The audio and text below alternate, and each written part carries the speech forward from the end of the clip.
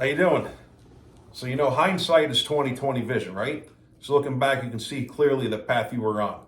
If you are honest and smart with yourself, you'll just understand and follow the breadcrumbs back. So you know where you are and who you are. So now it makes a lot of sense. Basically, my why I don't get along with certain people why other people don't get along with me. It's not because of me. It's because I have a Sigma personality.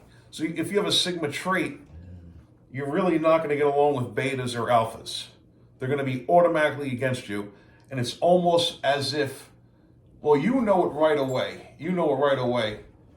And then I guess they catch on and they don't like you, right? They're dismissive or they're demeaning. But if you talk to another Sigma, it's like talking to a long lost relative. So here we go. As an example of alphas, betas, and sigmas. So back in the late 90s, I met Richard Dreyfuss at a fundraiser.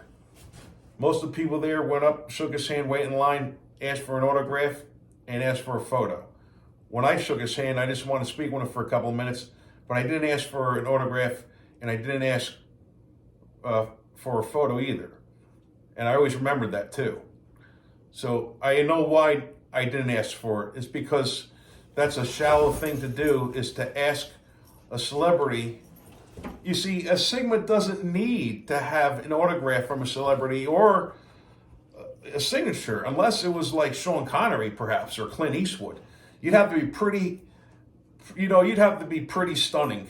You'd have to be a really, admirable person, not just your run-of-the-mill Hollywood actor. Anyway, Richard Dreyfuss didn't enjoy talking to me, and I seemed to have irritated him, although I was only polite. Sigmas treat everyone equally, right? So when you are getting you can read a person how they speak back to you. So if someone's respectful back to you, it's more likely, there's a good possibility it's a Sigma. If the person's demeaning, it's probably a beta. And if the person's dismissive, it could be mostly an alpha, in my opinion. That's how I can read it now. It's easier to avoid these types of NPCs, right?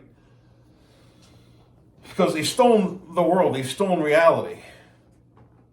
You know what I'm saying? They stole reason. Because only Sigmas have a moral compass. That's the difference. Anyhow, moving on, I ran into Kelsey Grammer, and I'd say he's probably an alpha.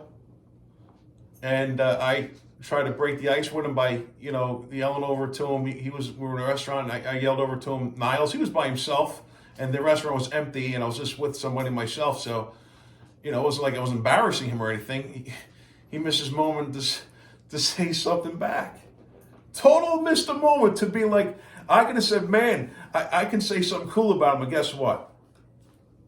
No, it was a total flop. Anyhow, I never really, it's not like I'd watch Kelsey Grammer's in this movie, I'm going to watch him now. But the coolest guy I ever met was Jeff Goldblum. He was a total Sigma. In fact, he's rather tall. I think he was about an inch taller than I am. And I'm like 6'3", 6'4" with shoes on. So he's probably like 6'5" with shoes on. But he was a total gentleman, followed the golden rule. He didn't, we told jokes back and forth. We spoke maybe 5 minutes.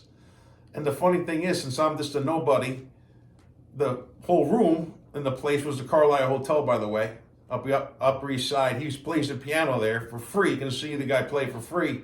It's really something. Anyhow, the people at the bar were looking at me. I guess I was the mystery man, because they were, who was this guy? And I wasn't thinking about it like that because I'm naive. I was naive, but now I'm no longer a naive Sigma.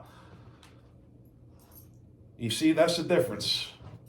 And I'm going to even ask people if they're an alpha or a beta from now on. I'm going to just turn the tables on them. You know why? Because I'm going to go by the golden rule and stay true to it. And life is yin yang, right?